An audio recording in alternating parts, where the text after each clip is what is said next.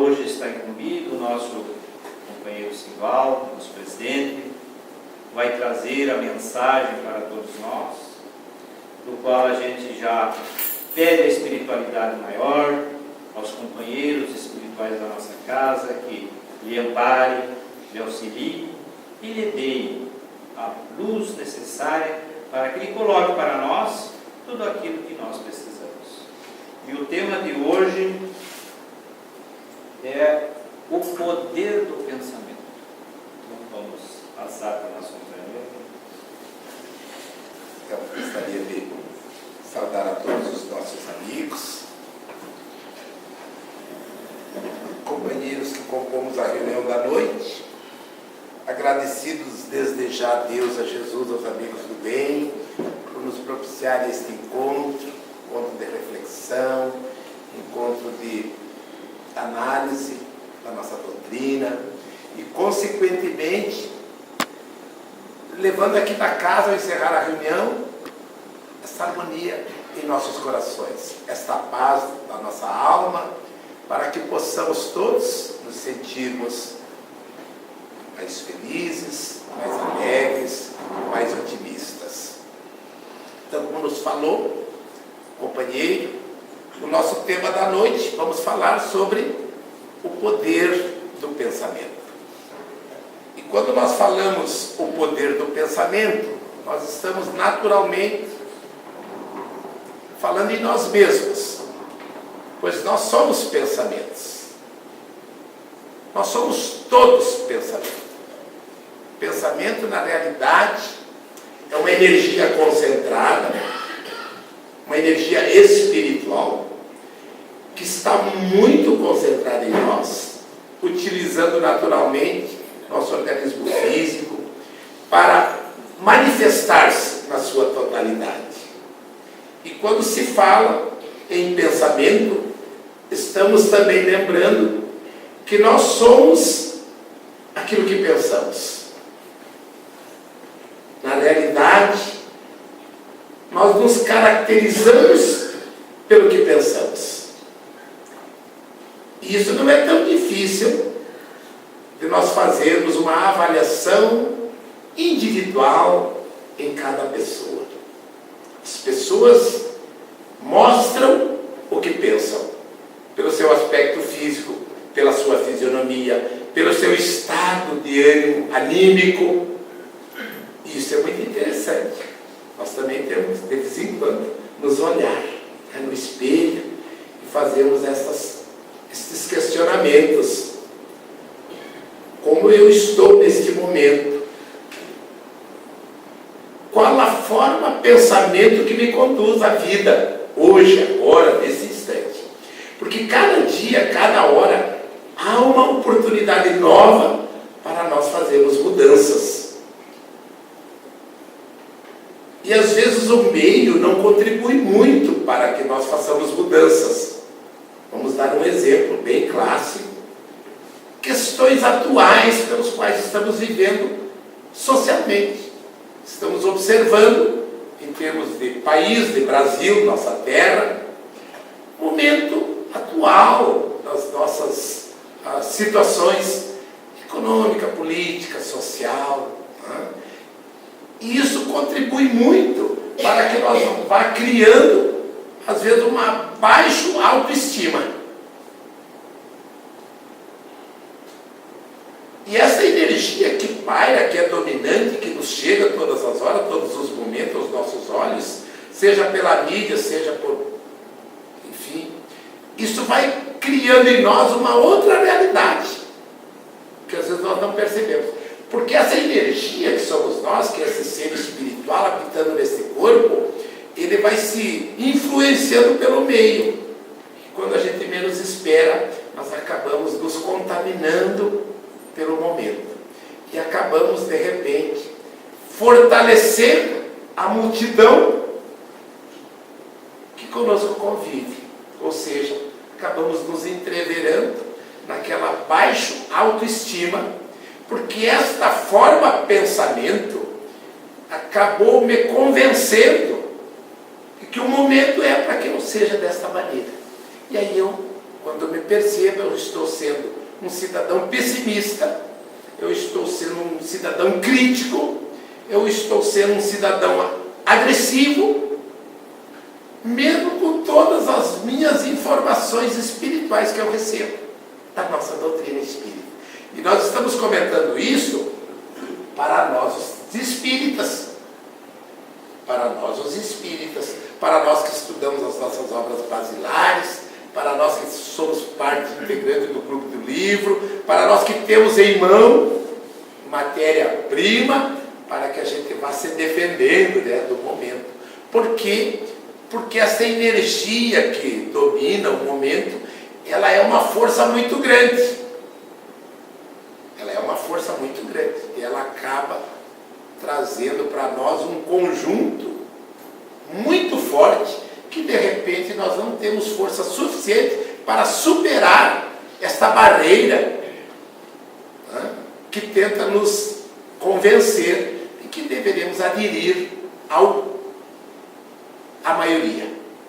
É quando a gente ouve, por exemplo, um crime bárbaro, quando o cidadão lá, no momento de crise existencial, acaba causando um acidente, mata criança, mata pessoas, e nós entramos na aura, na energia daquela mensagem de que temos que matar, temos que revidar, temos que ir à desforra, que não podemos ficar assim. Hoje eu inclusive ouvi um debate numa rádio local, fazendo uma pesquisa, e você aí, ligue para nós e diga, é a favor do cidadão andar armado ou não? Uma pergunta interessante para o momento. Pois estamos nos questionando, andar armado é melhor para nós ou é pior? A bandidagem, diz assim, sabem que o cidadão anda desarmado. Sabem que eles podem entrar dentro da minha casa, fazendo o que quiserem comigo e com a minha família. Pois eles sabem que eu não posso ter uma arma. E olha como é que as coisas vão nos amarrando. E aí vão nos vendendo a mensagem de que precisamos nos armar. Precisamos contrapor aquilo que vem contra nós. Por que será que nós somos assim? Por que às vezes nós também ficamos pensando, não, é verdade, temos que nos armar? Quando nós, os espíritas, deveremos, por uma lógica de conhecimento, dizer, bom, violência vai gerar violência. Se eu revidar o agressor, eu estarei simplesmente mantendo a situação atual, não vai mudar em nada.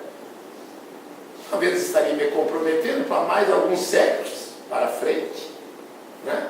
Causando talvez um ódio que vai ser. Então veja como as coisas vêm. Por quê? Porque nós somos o pensamento. Este poder do pensamento age em nós como uma fonte inspiradora que poderia nos levar para lugares melhores, mas também, por ser uma força inspiradora, pode nos puxar para baixo. Na questão da violência, naturalmente, nas questões sociais, como estamos vendo assim, no momento atual político da nossa sociedade brasileira, porque nós somos povo brasileiro, e não tem como nós nos separar do que nos cerca, do que está acontecendo. Nós não podemos ficar alheios, porque nós não somos seres sem memória. Nós somos responsáveis por tudo o que nos acontece socialmente. Nós não podemos dizer, eu não tenho nada a ver com isso é problema dos homens. Não, não é problema dos homens, é problema nosso. Este momento que nos acolhe, este lar chamado Brasil, esta sociedade chamada humanidade, é a família que eu venho construindo através dos séculos. É a família que eu fui moldando através dos tempos.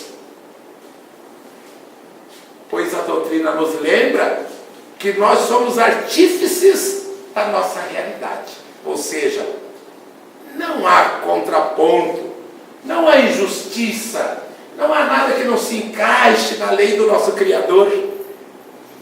E se eu hoje estou no meio de políticos corruptos, se eu hoje estou no meio de barbários, eu ainda faço parte dessa sociedade. Isso é muito importante nós ter essa reflexão, porque assim nós também vamos dizendo, bom, se eu contribuir, talvez desta vida não, né? Vamos dizer, bom, mas eu desde criança que eu saiba, eu tenho tido um comportamento bom, eu tenho uma boa formação de família, eu tenho compromisso com isso.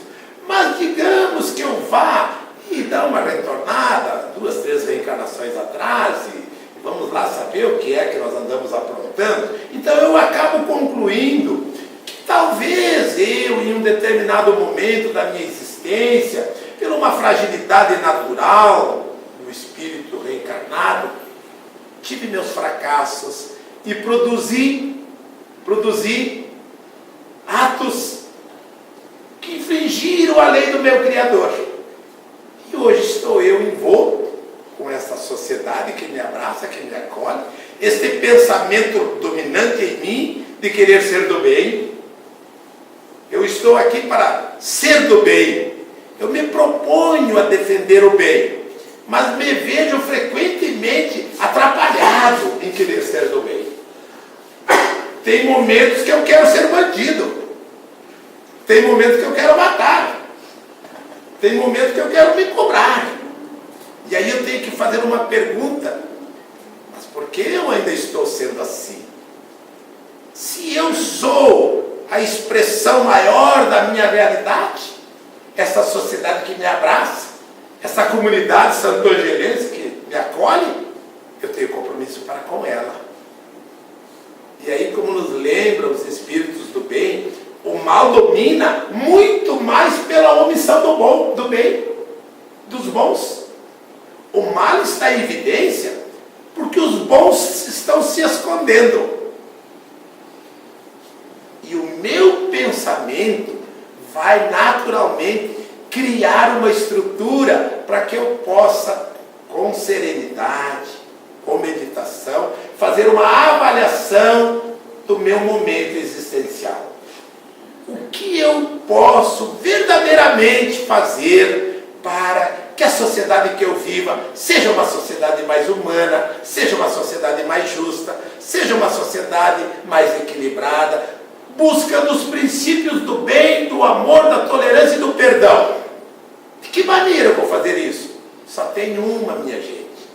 É eu fazer a minha parte.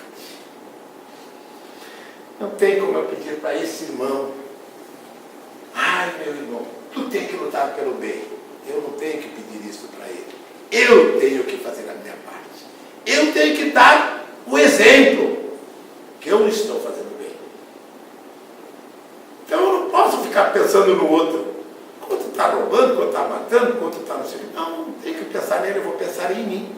Porque somente quando cada um pensar na sua atitude, na sua atividade, ele vai perceber que essa energia se reforça, se renova e vamos caminhar para que tenhamos uma sociedade mais justa, mais humana, mais boa de se viver. Esse é o projeto do futuro da humanidade. Hoje estamos vivendo aí nessa discordância de valores. Né? Será que eu ando armado ou ando desarmado? Boto um revólver na cintura ou não boto um revólver na cintura? Como é que eu vou pensar essas questões? Então, gente, nós temos que fazer uma avaliação. Porque às vezes eu acho, não, mas tem que fazer uma pena de morte, né? Bateria elétrica aí para o cidadão ter medo de saber que não pode fazer. As informações que me chegam são convincentes. Mas aí eu vou buscar a informação da nossa doutrina e as lembranças dos nossos amigos do bem e nós vamos perceber que tudo isso seria simplesmente uma estagnação reencarnatória. Nós não estaríamos evoluindo, estaríamos estacionários. E é talvez o que está acontecendo conosco. Estamos estacionários há muitos séculos. Então hoje eu queria fazer desse momento um momento de melhora para mim. Eu gostaria de sair daquela estagnação evolutiva, talvez a qual eu esteja há quantos séculos. Mas para mim fazer isso, eu preciso quebrar este vínculo que eu estou tendo comigo mesmo, não é com o meu próximo. Então, no nosso Livro dos Espíritos, na questão 456, os Espíritos veem tudo o que nós fazemos. Podem vê-lo, visto que vos rodeiam incessantemente. Todavia, cada um não vê senão as coisas sobre as quais dirige sua atenção, porque com aqueles que lhes são indiferentes, eles não se preocupam. Então veja bem, nós somos responsáveis pelas nossas companhias e por aquilo que nós formatamos. Os Espíritos não têm culpa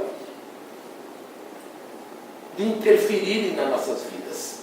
Nós é que abrimos o leque para que eles se aproximem. Se eles forem indiferentes ao que eu estou pensando, não vão me afetar e nem vão causar problema. Eu preciso pensar nisso para mim observar que eu tenho uma responsabilidade inata no meu ser com o meu momento. Questão 457. Os Espíritos podem conhecer nossos mais secretos pensamentos? Uma pergunta que sempre bate em nós, né? Às vezes nós gostamos de fazer as coisas assim muito secretamente, e das pessoas nós sempre conseguimos esconder, né? Às vezes escondemos até de nós mesmos certas coisas, né? Às vezes até de nós mesmos nós queremos esconder, não gostamos nem de sequer mexer naquela caixinha dos meus pensamentos secretos. Olha o que nos diz a resposta. Frequentemente, eles conhecem aquilo que quereis ocultar a vós mesmos. Nem atos, nem pensamento podem lhes ser dissimulados. Para o mundo espiritual, eu sou desnudado para eles. Eu não tenho segredo para o mundo espiritual. Eles penetram na minha forma de pensamento, na sua total profundidade. Tanto os bons espíritos quanto os maus espíritos. Os maus espíritos são aqueles que se comprazem em fazer o mal. São aqueles que ficam felizes em praticar a maldade. Como o cidadão que não basta assaltar o outro, mas ele quer quebrar o dedinho do cara, né? Ele não basta ele querer levar a pulseira do cara, ele diz, não, mas eu vou cortar o pulso desse cara. Vocês notaram a diferença? O roubar para satisfazer uma necessidade é uma coisa, mas o fazer, o adicional acima, é o instinto do mal, é o desejo de fazer o mal. E isso existe, gente. Isso está no coração dos homens e está no coração dos espíritos. Nós não podemos ficar pensando que tudo é anjinho, porque não é. Nós não fazemos parte dessa sociedade de anjinhos. Então, é por isso que a gente acaba entendendo quando o cidadão não satisfeito em roubar o vozinho e a vozinha, totalmente indefeso, ainda resolve lhe dar umas porradas, né? Aí aperta o pescoço, bota um saco plástico, para que fazer aquilo? Aonde que está a lógica da questão? É o desejo de fazer o mal. Infelizmente, dói no nosso coração falar isso, mas ainda somos seres que costumamos amar fazer a maldade. Não tem como nós negar isso. Na realidade, nós observamos nos nossos encontros mediúnicos espíritos malignos que cercam a casa tentando destruir os trabalhadores do bem. E eu sempre fico me questionando, poxa, por que razão? Qual é o motivo? Qual é o lucro que vocês têm em fazer isso? Eles acham uma maneira, eles ficam felizes em atrapalhar aquele que está fazendo bem. Para eles aquilo é uma felicidade. Eles se sentem plenamente realizados com tal situação. Então, quando eles dizem assim, que eles conhecem os mais secretos dos nossos pensamentos. Isso é uma forma de alerta para que nós não nos enganamos. A nossa realidade é vista com certeza pelo mundo espiritual.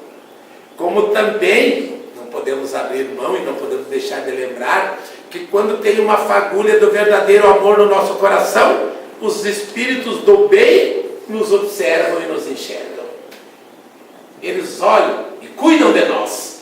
Quando eles veem uma sementinha que vai dar um grande fruto, e eles ficam zelando por nós. Por isso que fazer o bem, ter o desejo do bem, é significativo para nós. Os espíritos influem sobre os nossos pensamentos e nas nossas ações. A esse respeito, sua influência é maior do que credes, porque frequentemente são eles que nos dirigem. Essa pergunta é fantástica, está na questão 459. Por que será que isso acontece? Porque eu sou um ser reencarnado, eu tenho um corpo físico, mas quem anima este corpo físico sou eu, espírito. Quem sou eu, espírito? Eu sou uma energia concentrada de 1000 megatons, uma energia explosiva, magnífica, fantástica, chamada espírito.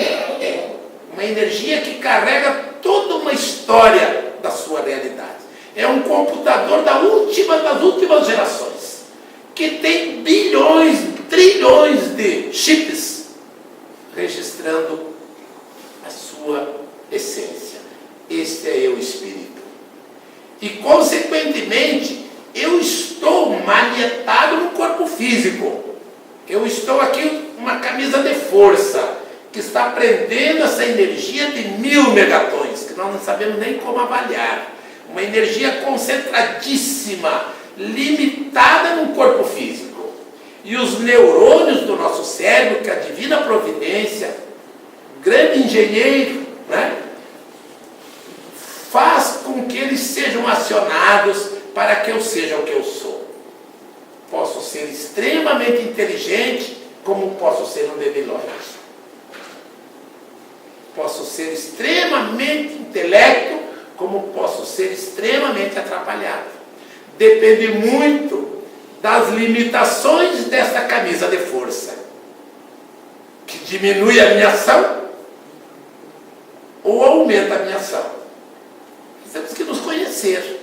O conhece-te a ti mesmo também está dizendo para mim entender como eu estou fisicamente manuseando essa energia chamada Espírito Divino. Na realidade, eu sou um espírito habitando este corpo físico. Este corpo físico não sou eu. Eu sou quem estou falando nesse momento. Eu sou o espírito quem fala. Eu sou a inteligência que é capaz de falar. O corpo responde a esta necessidade. Então, gente, isso é importante, porque assim nós vamos compreendendo como nós somos maleáveis diante das coisas da vida, do dia a dia.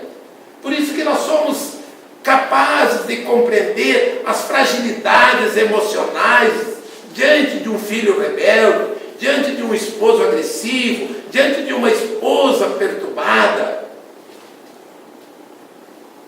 Essas energias que eu possuo, elas me dão uma margem muito grande para que eu aprenda a lidar com tais situações. E aí nós observamos aqueles seres chamados médicos, psiquiatras, professores, estudiosos, que fazem um estudo metódico de longos anos para tentar compreender o cérebro humano, para tentar compreender esses chips que estão no nosso cérebro e que muito pouco ainda a medicina compreende, mas já percebemos um grande avanço, onde hoje eles já estão conseguindo remédios que conseguem moldar, aumentar ou diminuir a intensidade neurológica do ser humano. Por isso que nós jamais devemos abrir mão, e isso estamos falando para nós, os espíritas, né? Que às vezes a gente se acredita, o Senhor todo me protege. Claro que Ele vai me proteger, mas o remédiozinho é divino, gente. Quando dizem, eu não vou tomar um antidepressivo, porque isso é coisa para louco. Não é coisa para louco não, gente. É uma necessidade. Às vezes as nossas crianças são depressivos.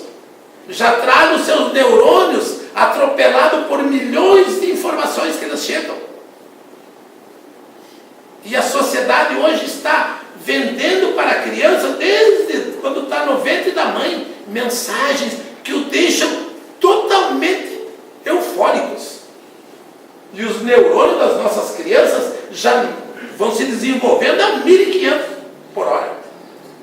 E aí quando chega com 10, 12 anos, estão todos depressivos, ansiosos, doentes, né? Mal-humorados, se fechando no seu mundo, porque daí ele acaba criando uma defesa, né?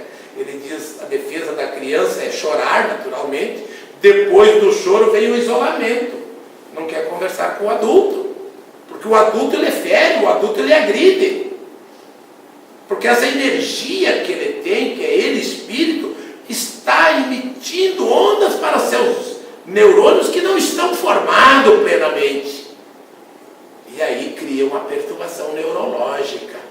E nós hoje temos que tomar os devidos cuidados com as nossas crianças. Nós temos que aprender a dar condições de que eles sejam crianças.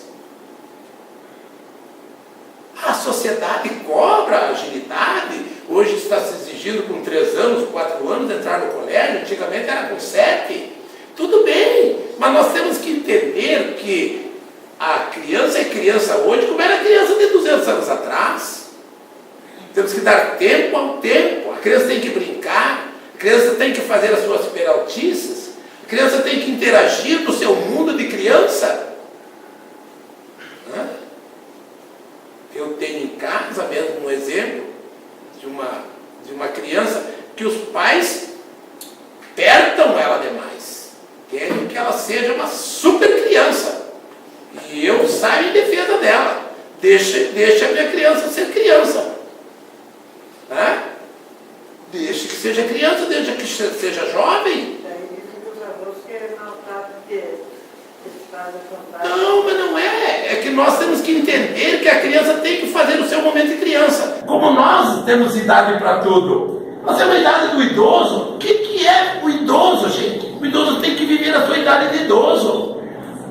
Tem que viver a sua idade. Ele tem que cultivar, cultuar a sua idade de idoso. O idoso tem que ter seu lazer, tem que ter sua atividade dentro da sua atividade. Não vou querer que o idoso ande correr na rua.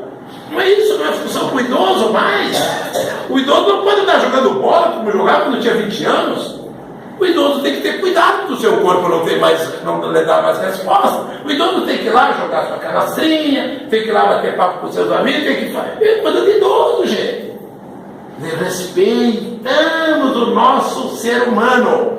Por que eu estou dizendo isso? Porque os nossos neurônios, hoje de tarde eu fui em encontro de um amigo de 85 anos, e ele com sério problema na visão. Eu não quero ir no médico e me chamou lá. Eu não sou médico, mas eles acham que de vez em quando eu resolvo alguns problemas. E eu fui lá na casa dele, e ele chegou lá e ele só está com um olho, o outro já não tem mais. E ele dizia, eu estou aqui porque o médico fez uma cirurgia e Deus deixou ele cego do olho. E aí ele está lá com o olho só enxergando mal. E ele sempre foi motorista, a vida toda um profissional, né? E ele, em 86 anos, eu olhei e ele disse, mas meu Deus do céu, começou aquela choradeira. Até amanhã eu vou pedir para o pessoal da casa ir lá fazer uma visita para ele amanhã de tarde. Porque ele está muito solitário. Eu vou pedir para a equipe do Paulo, depois eu vou falar com o Paulo, não deixa eu esquecer, Paulo, para mim te dar o endereço desse amigo. E aí eu conversando com ele, eu esperei que ele chorasse bastante, porque ele tem que fazer isso, né? Desde que o idoso ele precisa desabafar. Está vivendo sozinho, filho meio maltrato, e aí eu deixei que ele desabafasse, é ótimo.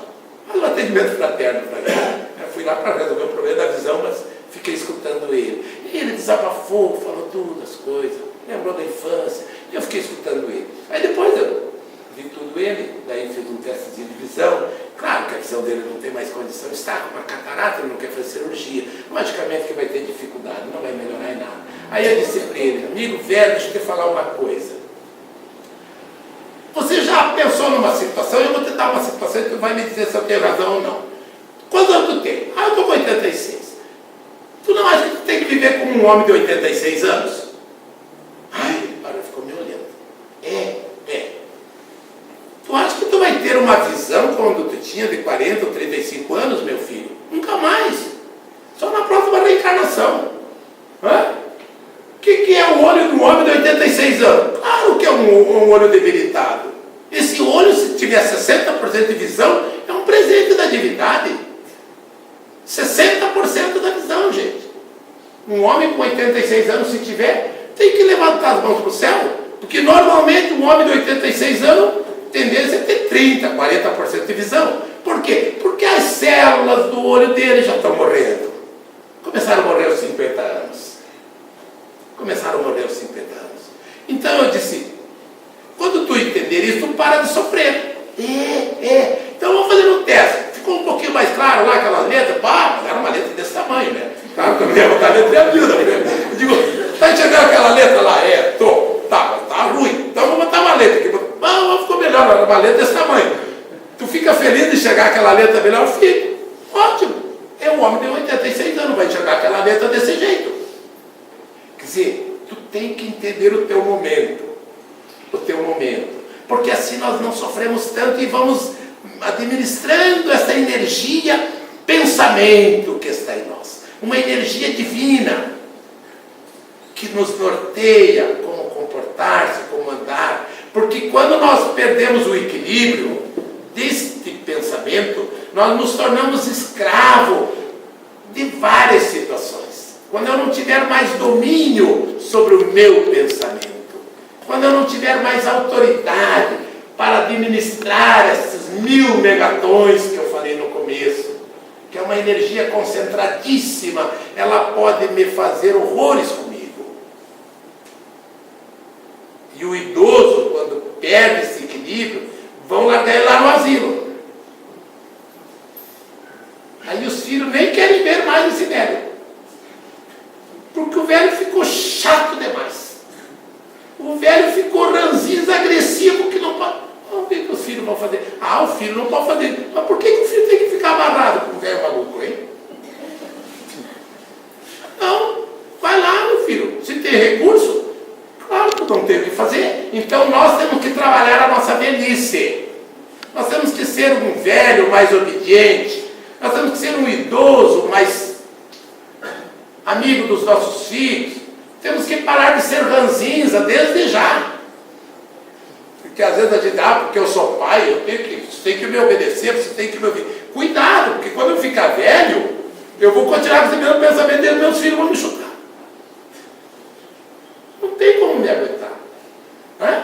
Então, gente, nós somos a nossa realidade.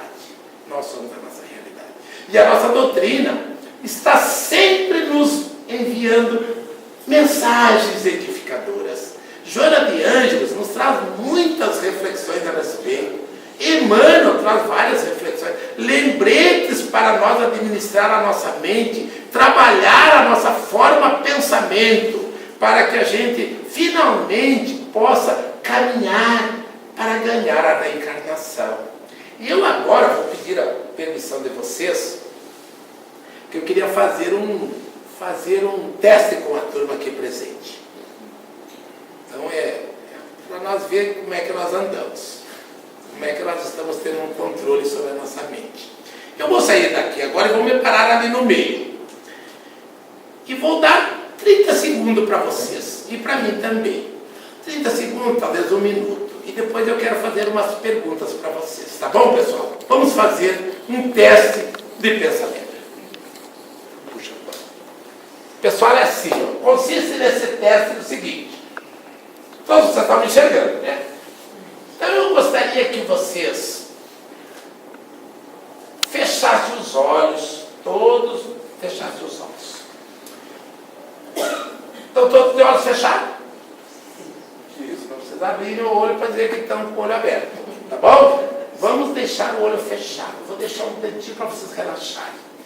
Eu gostaria de pedir para vocês que vocês limpassem a mente de vocês. Sabe o que é limpar a mente? Não pensem em nada. Deixem a mente livre, como se nada, como se eu não fosse ninguém. Quero ver, vamos pensar em 30 segundos. Vamos iniciar.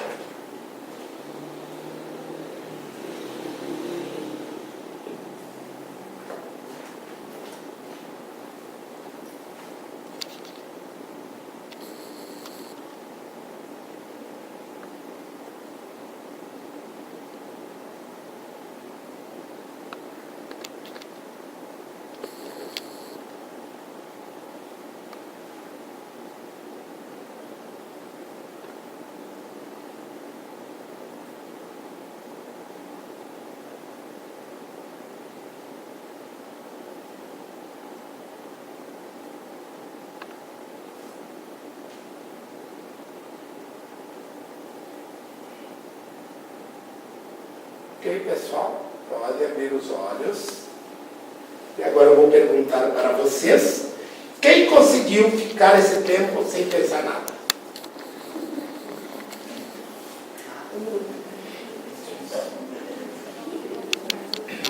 Vou perguntar de novo: quem conseguiu ficar esse tempo sem pensar nada?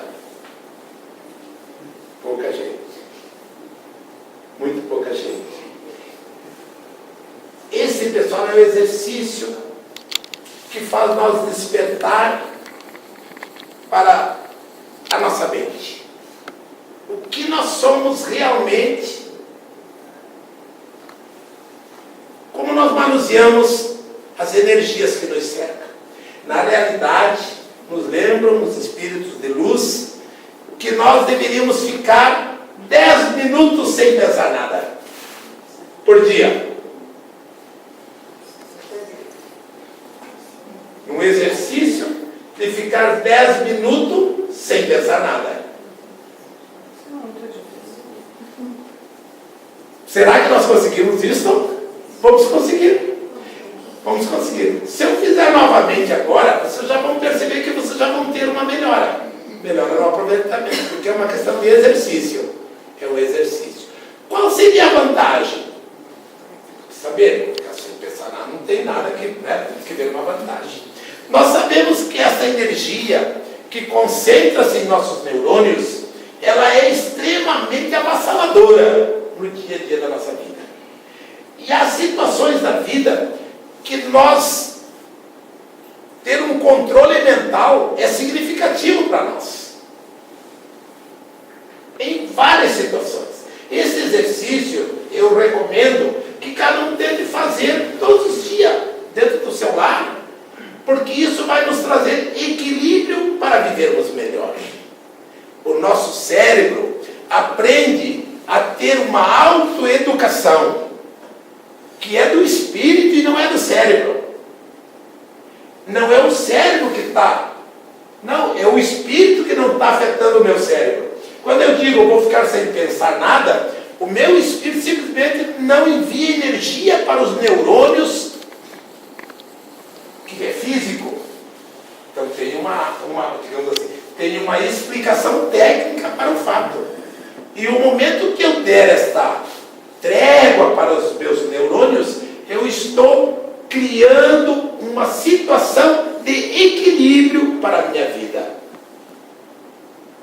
Associado a esse fato, claro que isso é um exercício posterior, a gente faria o exercício da respiração, que nós não sabemos respirar.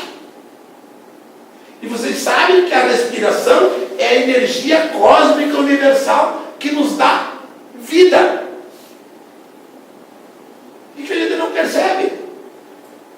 A gente nem percebe que é a vida. É a vida, gente. Fluido que está todos os componentes para que eu viva. Que esse corpo esteja vivo. Por que razão eu não ter um equilíbrio sobre aquilo que me dá vida? Então, gente, o pensamento é uma forma energética que nos conduz no dia a dia da nossa vida. E aí nós poderemos perceber porque somos alegres, porque somos tristes, porque somos pessimistas, porque somos otimistas, porque nós somos capazes de encarar os desafios com serenidade ou enfrentar os desafios em grande desespero. Porque nós vencemos diante da dor ou fracassamos diante dos testes diários da nossa vida. Porque estamos constantemente passando por exercícios desta natureza. O momento da reencarnação é uma oportunidade linda, magnífica, para que nós possamos crescer. E quando eu, forma pensamento, eu, espírito, adquirir um equilíbrio espiritual da minha realidade, eu viverei com muito mais equilíbrio. E eu transmitirei equilíbrio por onde eu ando. Eu serei a luz por onde eu ando, como nos dizia Jesus. Por onde tu andas, faça brilhar a tua luz. Então, gente, é importante que cada um busque no seu íntimo esta força pensamento, para que nós vamos deletando as coisas ruins que às vezes moram em nossa vida. Às vezes nós fazemos programações da maldade durante muito tempo. Nos comprazemos em pensar como fazer o mal, como se vingar diante de alguém que nos atacou. E no silêncio dos nossos pensamentos, nós vamos desenvolvendo imagens que o mundo espiritual nos olha e nos observa. E arrumaremos companhias imediatamente. O cara diz: tu quer se vingar, mas eu vou te dar uma mão. Você não está sozinho, estarei eu junto contigo, porque eu também quero me vingar. Então veja que a gente precisa ter realmente um equilíbrio para que possamos viver melhor a nossa vida, para que possamos entender a nossa atividade diária, os porquês, os momentos, os desafios, e extrair de cada oportunidade uma chance a mais para o nosso crescimento. Gente, eu gostaria de agradecer a vocês pela atenção, pelo carinho, e convidar sempre para que estejamos aqui presentes. Eu estava fazendo uma reflexão sobre um mentor amigo, que ele fez uma projeção de uma casa espírita. Esse espírito fazendo uma projeção, visitando uma casa espírita.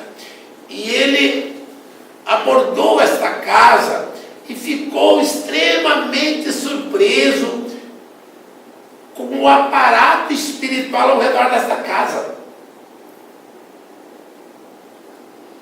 A quantidade de espíritos envolvidos em uma atividade na casa espírita, gente. São centenas de espíritos benfeitores encarregados de manter a ordem, de manter o atendimento, de manter o conforto e o consolo para as pessoas que aqui chegam. Tanto o encarnado como o desencarnado. E às vezes nós não temos essa consciência. Então, pessoal, é muito interessante nós estarmos presentes na casa espírita. A casa espírita é um lar que nos acolhe. É um ambiente que nos edifica, que nos acalma as dores, que nos enxuga as lágrimas. E que nós saímos daqui e vamos transmitir essa mesma energia por onde nós andamos. E é justamente isto que irá transformar aquela sociedade no início que nós pensamos. Não uma sociedade que se arma, mas sim uma sociedade que desarma com a intenção do bem. Porque a vitória do amor é certa. Quantos séculos vamos levar? Vai depender de nós. Está em nossas mãos plantar a semente que vai dar o fruto da bem-aventurança. Cada um de nós tem uma grande oportunidade agora de fazer a sua parte. E é essa a mensagem da noite. Que nós possamos sair daqui carregando no nosso sentimento o desejo de fazer a nossa parte, começando com os nossos. Não precisamos sair feito doidos, não vamos chamar de loucos. Vamos fazer com os nossos. Vamos plantar a semente do bem viver junto com os nossos, com as nossas crianças, com os nossos filhos, com os nossos pais, com os nossos netos. É fazendo com que eles sintam em nós uma energia renovada, uma energia edificada. Obrigado, gente, pela atenção, pelo carinho. Que Jesus nos abençoe e nos ilumine agora e sempre.